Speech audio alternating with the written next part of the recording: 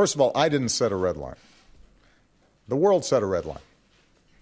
The world set a red line when governments representing 98% of the world's population said the use of chemical weapons are abhorrent and passed a treaty forbidding their use even when countries are engaged in war.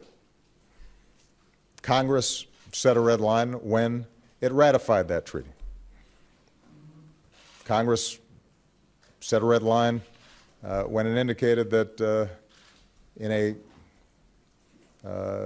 piece of legislation titled the Syria Accountability Act that some of the horrendous things that are happening on the ground there need to be answered for.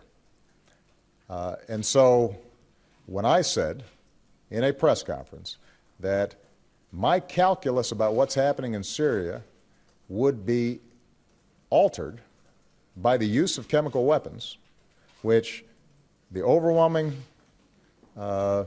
consensus of humanity says is wrong, that wasn't something I just kind of made up.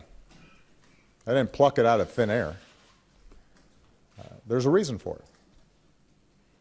With respect to what I've said in the past around red lines, what I've said is that the use of chemical weapons are something that the civilized world has recognized should be out of bounds. And as we gather more evidence and work together, my intention is to make sure that we're presenting everything that we know to the international community as an additional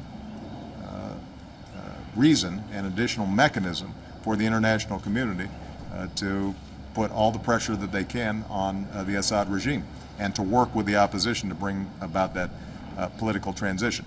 Now, there are a whole range of options that the United States is already engaged in, and I preserve the options of taking additional steps, both diplomatic and military, because those chemical weapons inside of Syria also threaten our security over the long term as well as our allies.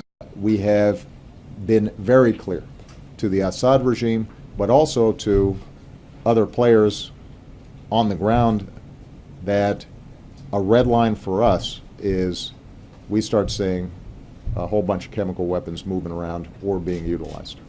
That would change my calculus. That would change my equation.